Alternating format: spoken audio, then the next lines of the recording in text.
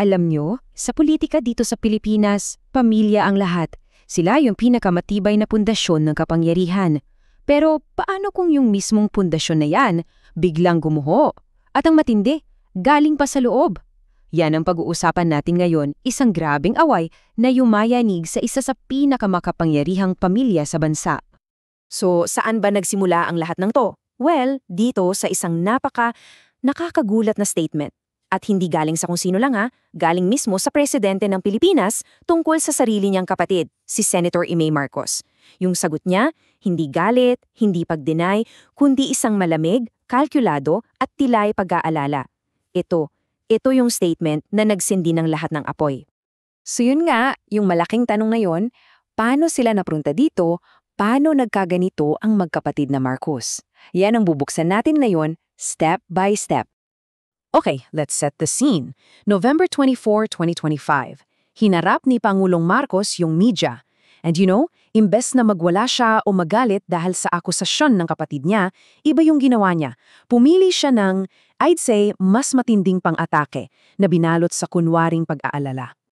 Grabe, di ba? It was a genius political move. Parang political jiu-jitsu. Kasi imbes na patulan yung akusasyon, yung mental state ng kapatid niya yung kinawestiyon niya. Pinalabas niya na, uy, hindi to political, family health crisis to. At sa isang iglap lang, boom, na-deflect at na-neutralize niya yung buong atake. Okay, so para maintindihan natin kung bakit nangyari yun, let's rewind a bit. Balik tayo ng 6 na araw. Tignan natin kung ano ba talaga yung pinagsimulan ng gulo. So, November 17, sa isang napakalaking event, yung Rally for Peace ng Iglesia ni Cristo, doon, sa entablado, ginawa ni Imee yung unthinkable. Inakusahan niya yung sarili niyang kapatid na presidente, mind you, at yung buong First Family na gumagamit daw ng ilegal na droga. Isipin niyo yun, isang napakabigat na akusasyon, walang basehan, at ginawa pa sa harap ng napakaraming tao. At syempre, may sagot si Imee. Mabilis, sa Facebook. Bongbong, ako to. Patunayan mong mali ako. Gusto kong mali ako. Yung dating ng message, parang may halong paghahamon, pero desperado din, di ba? Parang sinasabi niyang, sige, patunayan mong mali ako. Pero at the same time, parang alam niyang sumobra na siya. At itong statement na to, ito na yung parang final nail in the coffin. Nang tanungin si PBBM kung nag-uusap pa ba sila ng ate niya, ang sagot, sobrang diretsyahan. We no longer travel in the same circles. So, no. Grabe. Tapos na ang usapan. Yung tulay, hindi lang sinunog, pinasabog talaga. So, ang tanong talaga dito is, bakit? Why would she do that? Bakit niya gagawin to sa sarili niyang kapatid? Well, mukhang ang sagot nakaturo lahat sa 2028 at sa ambisyon niyang tumakbo bilang vice-presidente. At dito, nagiging ironic ang lahat. Kasi alam niyo ba, si Imee mismo ang nag-coin ng term na marriage made in heaven para sa alyansa ng Marcos at Duterte noong 2021. Ang logic nun, simple lang. Pag-isahin ang solid north ng mga Marcos at yung solid south ng mga Duterte para sure win. Siya mismo ang nagsabi niyan. At tingnan nyo tong timeline na to, dito natin makikita kung gaano kabilis nangyari ang lahat. So, 2021, si Imee pa yung champion ng Marriage Made in Heaven. Fast forward to June 2025, may nagfo-float na ng Sara Imee tandem. Pero ito na yung key date, November 14. Umiwas si Sara Duterte na i-confirm si Imee bilang VP niya. At anong nangyari? 3 araw lang, 3 days later, biglang lumabas yung pasabog na akusasyon ni Imee. So, dito na pumapasok yung teorya. Ang tingin ng marami, isa itong desperadong sugal para ipakita ang kanyang buong-buong loyalty sa Duterte camp. Ang isip niya siguro, kung susunugin ko lahat ng tulay ko pabalik sa pamilya ko, walang choice si Sara kundi kunin ako. Pero, grabe, it was a massive miscalculation. So, nag-backfire ba yung plano? Ay, grabe. Tingnan natin yung naging resulta. Pumalpak agad-agad.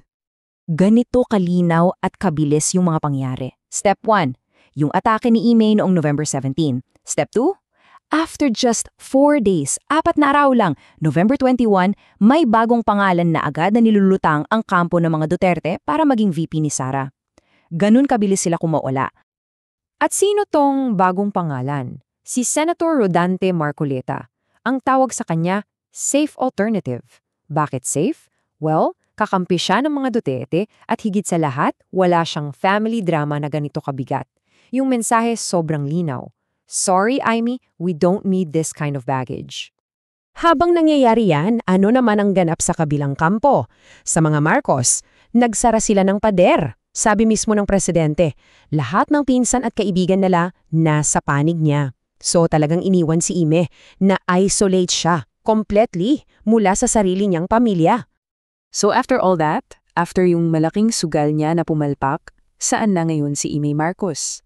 Well, para siyang isang reyna na na-stuck sa purgatorio, political purgatorio. At ito, yung bago niyang status ngayon. Tingnan natin. Sa side ng mga Marcos, ang tingin sa kanya, traitor, taksil. Sa side naman ng mga Duterte, ang tingin sa kanya, damaged goods, isang liability. So sa parehong kampo, talo siya. Sinara niya lahat ng pinto. At yung pinaka-crucial na numero sa lahat ng to, 0. Yan! Wala! Yan ang bilang ng mga malalakas na kakampi na natira sa kanya, sa Marcos man o sa Duterte camp. Imagine that. From a potential queen-maker to a political outcast. Just like that.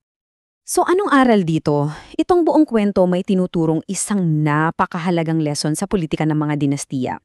At merong isang rule na parang unbreakable. Yung rule na hinding-hindi mo wawasakin sa publiko ang credibility ng sarili mong pamilya para lang sa sarili mong ambisyon. At yun mismo ang ginawa niya. Kaya iiwan ko kayo sa tanong na to. Sa isang laro ng mga dinastiya kung saan pamilyang pundasyon ng lahat, anong nangyayari pag sinira mo yung nag-iisang rule na hindi dapat sirain? Family first? Yung kwento ni Amy Marcos, yan ang nagbibigay sa atin ng isang napakalinaw at masasabi nating masakit na sagot.